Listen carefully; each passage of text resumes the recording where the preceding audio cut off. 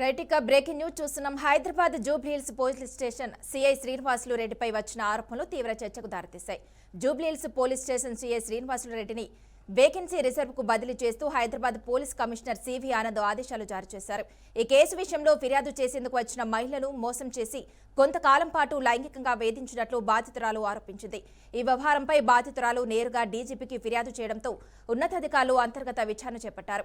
విచారణలో ఆరోపణలకు సంబంధించి ప్రాథమిక నిర్ధారణకు వచ్చిన అనంతరం సిఐ శ్రీనివాసులు రెడ్డిని విధుల నుంచి తప్పిస్తూ విఆర్కు బదిలీ చేసినట్లు పోలీస్ శాఖ తెలిపింది.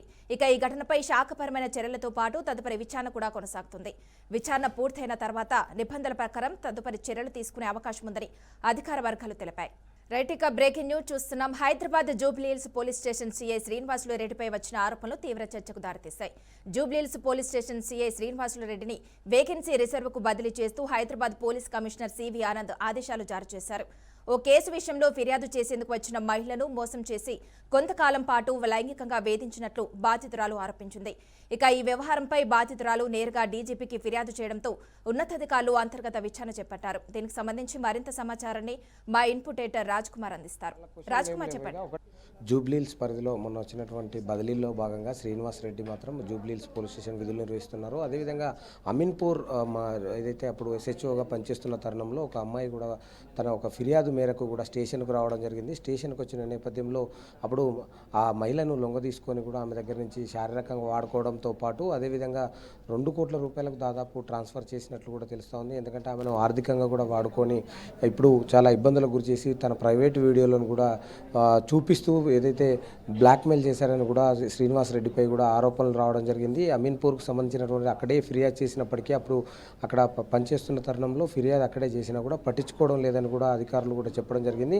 నిన్న నేరుగా కూడా ఏదైతే డీజీపీ దగ్గరికి వెళ్ళి కూడా తమ యొక్క గోడును కూడా వెళ్ళిపోసుకోవడం జరిగింది. దీనికి సంబంధించి ఏదైతే జూబ్లీహిల్స్ సిఐ శ్రీనివాస్ రెడ్డిపై చర్యలు తీసుకోవాలని కూడా ఆమె కోరిన నేపథ్యంలో అతన్ని మాత్రం తక్షణమే ఏదైతే హైదరాబాద్ సిపి సజ్జనార్ విఆర్కు బదిలీ చేయడం జరిగింది. తనపై వచ్చినటువంటి ఆరోపణల నేపథ్యంలో అంటే అమ్మాయి పంపినటువంటి పూర్తి ఆధారాలు ఫోన్పే ఆధారంగా కూడా పంపడం జరిగింది. కొన్ని ట్రాన్స్ఫర్లు కూడా నెఫ్ట్ ద్వారా కూడా పంపడం జరిగింది. అంటే బ్యాంక్ అకౌంట్ ద్వారా లక్షల రూపాయలు కూడా గుంజి కూడా దానికి సంబంధించినటువంటి దాంట్లో అమీన్పూర్ నుంచి ఇక్కడికి వచ్చే తరుణంలో ఆ డబ్బులు తీసుకొని కూడా అంటే తన పోస్టింగ్ కూడా ఉపయోగించాడని కూడా ఆరోపణలు వస్తున్న నేపథ్యంలో ఇన్ని కోట్ల రూపాయలు ఒక మహిళను ఒక బాధ్యతాయుతమైన అధికారిగా ఉండి తనను ఒక మహిళను ఇలా లొంగ తీసుకొని దానికి సంబంధించినటువంటి తన భార్య అకౌంట్ కూడా తన డబ్బులు కూడా కొట్టినట్టు కూడా తన బాధితురాలు కూడా స్క్రీన్ షాట్లు మనకు చూస్తూ ఉన్నాం. అదేవిధంగా తనకి ప్రెగ్నెన్సీ కూడా చేసిన తర్వాత అబార్షన్ కూడా చేయించడం జరిగింది. తనకి అబార్షన్ సమయంలో కూడా ఏదైతే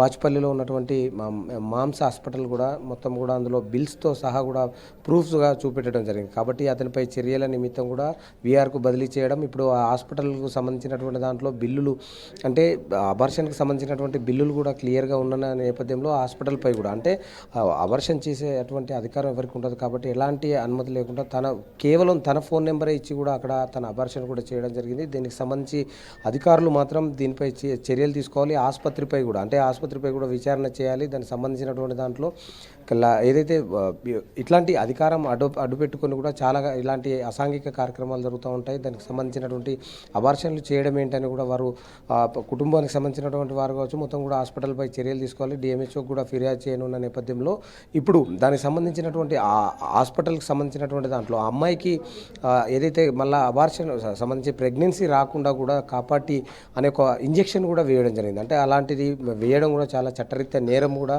అవన్నీ తెలిసి కావాలని పకడ్బందీగా ప్లాన్ ప్రకారమే చేశారని కూడా వస్తున్న నేపథ్యంలో శ్రీనివాస్ రెడ్డిపై ఇచ్చినటువంటి ఫిర్యాదుల్లో ఒక్కొక్కటిగా కూడా అంటే అతనిపై కూడా ఇప్పటికే లోతుగా విచారణ చేస్తున్నారు. గతంలో ఈ అమ్మాయికి ఫిర్యాదు మేరకు స్టేషన్కి వచ్చిన నేపథ్యంలో అమ్మాయికి మాయమాటలు చెప్పి తనకు ఆర్థికంగా అండగా ఉంటాను తనకి చెప్పి తన దగ్గర నుంచే దాదాపు 2 కోట్ల రూపాయలు వసూలు చేశారని కూడా ఆరోపణలు వస్తున్నాయి. దాదాపు ఇప్పటికే ఫోన్పేల ద్వారా కూడా పంపినటువంటి స్క్రీన్ షాట్లు కూడా బయటపెట్టడం జరిగింది. ఇట్లాంటి అధికారిపై కూడా తగిన కఠిన చర్యలు తీసుకోవాలి, సర్వీస్ రిమూవల్ చేయాలని కూడా చెప్తా ఉన్నారు. ఎందుకంటే ఇలా ఒక మహిళను మోసం చేయడంతో పాటు ఆర్థికంగా చేసి వీడియోలు తీసి కూడా బ్లాక్మెయిల్ చేస్తున్నారని కూడా ఆరోపణలు వస్తున్నాయి. డీజీపీ కూడా నిన్న ఏదైతే మహిళ ఇచ్చినటువంటి ఫిర్యాదు మేరకు తక్షణమే హైదరాబాద్ సిపి సజ్జనార్ కూడా జూబ్లీహిల్స్లో పనిచేస్తున్నటువంటి శ్రీనివాస్ రెడ్డిని కూడా విఆర్కు బదిలీ చేయడం ఇప్పుడు రాష్ట్ర వ్యాప్తంగా చర్చనీయాంశంగా మారింది. అదే ఆ అమ్మాయితో ఆర్థికంగాతో పాటు శారీరకంగా వాడుకొని కూడా చాలా ఇబ్బందులు గురి చేశారని కూడా ఆ మహిళ ఫిర్యాదు చేయడం జరిగింది. ఇప్పుడు దీనికి సంబంధించి ఏదైతే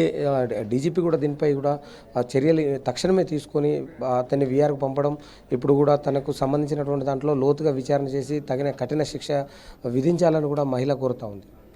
అయితే రాజకుమార్ ఎవరైతే ఫిర్యాదు కోసం వచ్చిన మహిళని ఇలా లైంగికంగా వేధించడం పోలీస్ వ్యవస్థపై ఎలాంటి ప్రభావం పడే అవకాశం ఉందంటారు? అయితే రాజకుమార్ ఎవరైతే మహిళ ఫిర్యాదు కోసం వచ్చి ఇలా లైంగికంగా వేధింపులకు గురి కావడం ఇలాంటి ఘటనల వల్ల పోలీస్ వ్యవస్థపై ఎలాంటి ప్రభావం పడే అవకాశం ఉందంటారు? మానస, ఎందుకంటే పోలీసులు ఎంతో గౌరవంగా ఉండి వచ్చేటువంటి వారికి అన్నీ కూడా హెల్ప్ చేయాల్సింది పోయి ఇలా మానసికంగా అదేవిధంగా శారీరకంగా వాడుకోవడం ఏంటని కూడా అధికార వర్గాలు కూడా ఒకసారిగా చర్చనీయాంశమైంది. వారిపై చర్యలు తీసుకోవాలని కూడా ఇప్పటికే అన్ని బాధిత మహిళ ఫిర్యాదు చేసిన నేపథ్యంలో పోలీసులో మాత్రం కఠిన చర్యలు ఉంటాయి. ఎందుకంటే దానికి సంబంధించినటువంటి దాంట్లో మహిళకు సంబంధించినటువంటి దాంట్లో ఒక కేసు విషయంలో పోలీస్ స్టేషన్ రావడం, ఆమెను ఇలా మాయమాటలు చెప్పి లొంగ తీసుకోవడం, ఇదంతా కూడా దీనిపై లోతుగా విచారణ జరిపి తనపై శ్రీనివాసరెడ్డిపై కూడా చర్యలు తీసుకోవాలి. ఒక శారీరకంగాతో పాటు మానసికంగా అదేవిధంగా కొన్ని వీడియోలు తీసి కూడా బ్లాక్మెయిల్ చేశారని కూడా ఆరోపణలు వస్తున్నాయి. దీనికి సంబంధించినటువంటి దాంట్లో డబ్బుల వ్యవహారం మాత్రం అతి కీలకంగా దాదాపు 2 కోట్ల వరకు అమ్మాయి నుంచి తీసుకున్నట్టు కూడా మనకు చూస్తూ ఉన్నాం. అటు బ్యాంక్ రూపాయన కావచ్చు, ఫోన్పేల ద్వారా ఎప్పుడు అవసరానికి తన నుంచి ఆర్థికంగా వాడుకొని తనని ఇప్పుడు చాలా ఇబ్బందులకు గురి చేశారు. తనకు సంబంధం లేకుండా అంటే హాస్పిటల్ కూడా తీసుకెళ్ళి హాస్పిటల్లో కూడా చాలా అంటే తనకు అవర్షన్స్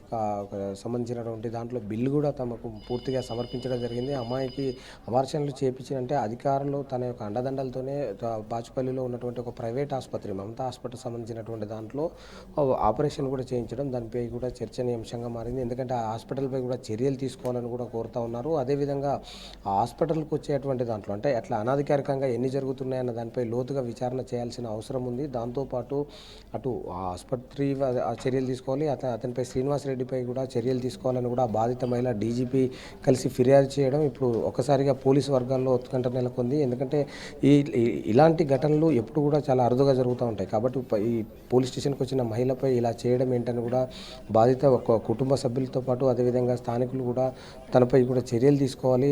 శ్రీనివాసరెడ్డిపై ఇప్పటికే సర్వీస్ రిమూవల్ కూడా చేయాలని కూడా డిమాండ్ వస్తుంది. Okay, thank you Raj Kumar.